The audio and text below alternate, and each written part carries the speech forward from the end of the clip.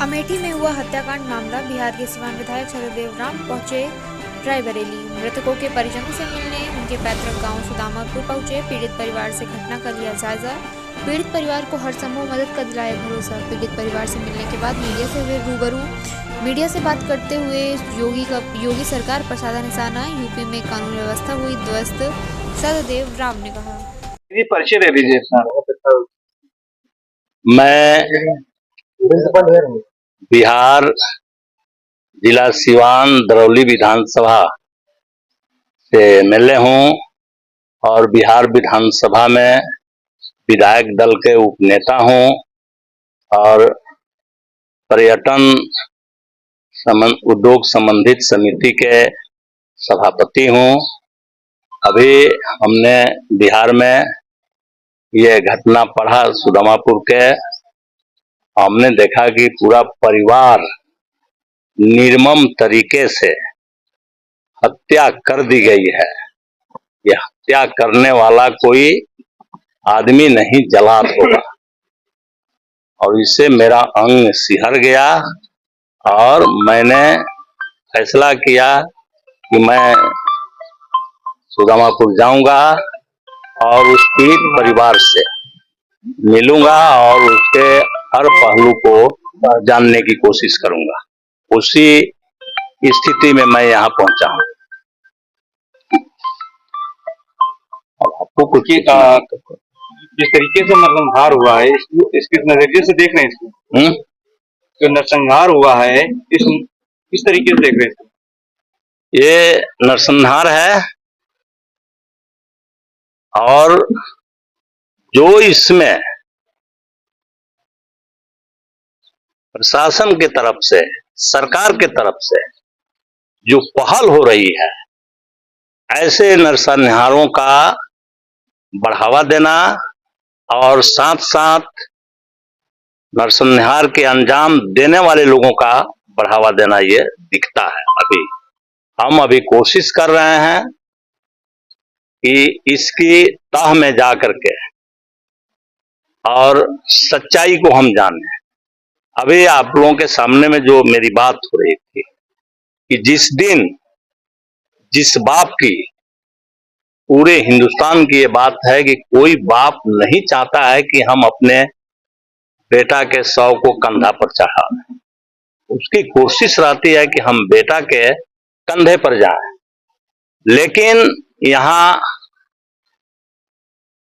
बेटा की मृत्यु, पतोहू की मृत्यु, नाती की मृत्यु, नतनी की मृत्यु निर्मम तरीके से किया गया है। और दाह संस्कार करने जब जा रहे हैं तो सरकार अपने पास बुला लेती है। अरे ये तो हिंदू रीति रिवाज से भी गड़बड़ है। हिंदू रीति रिवाज में ये होता है, लेकिन उस हिंदू रीति रिवाज को भी पालन नहीं करने दिया गया, उसको दाह संस्कार नहीं करने दिया गया। यह बात कोई दूसरी कहानी कहती है।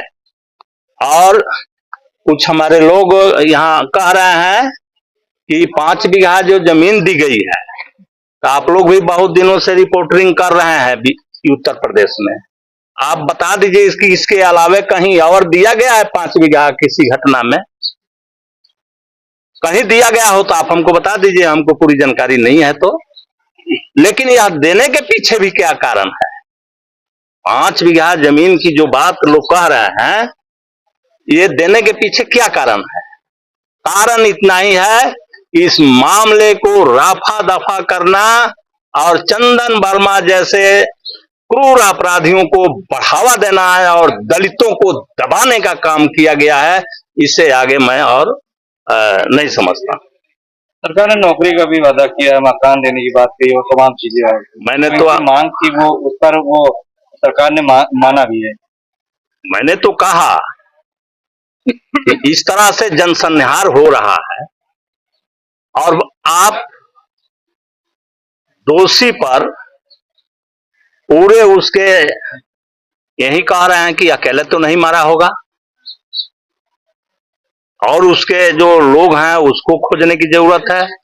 लेकिन यहाँ उत्तर प्रदेश में हम ये देख रहे हैं कि दाह संस्कार करने को भी परिवार के लोगों को मुयस्सर नहीं हो रहा। नहीं तो कायदे से वहां से डेड बॉडी उठा के आना चाहिए था सुदामापुर गांव में, और उनके जो घर के लोग हैं, पड़ोस के लोग हैं, बिरादर के लोग हैं, गांव के जो लोग हैं, उनको पहले ये अवसर देना चाहिए था। लेकिन आपने तो सारी विधि करके दिए कि अब आप एक कदम आगे नहीं बढ़ेंगे। तो इससे चिंता होती है। वो आधा यूपी लिख दें, उससे हमारी बहस नहीं है। बहस इससे है कि उन्होंने थानों में एफआईआर किया था, सूचना दिया था कि हम पर खतरा है, इस पर कार्रवाई होनी चाहिए। न वो कार्रवाई होती है और न अब भी वैसा ठोस कार्रवाई होती है, और केस को भी रफा दफा करने के तरफ पूरे तौर पर प्रशासन लगा हुआ। क्या परिवार के लोगों को अंतिम संस्कार नहीं करने दिए गए? यही तो हम बोल रहे हैं।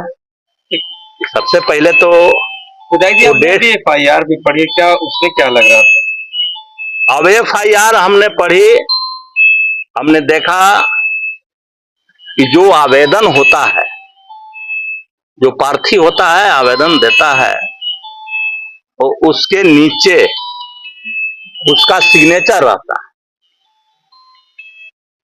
ताकि इस बात का पता चले कि प्रार्थी ने ये आवेदन दिया है।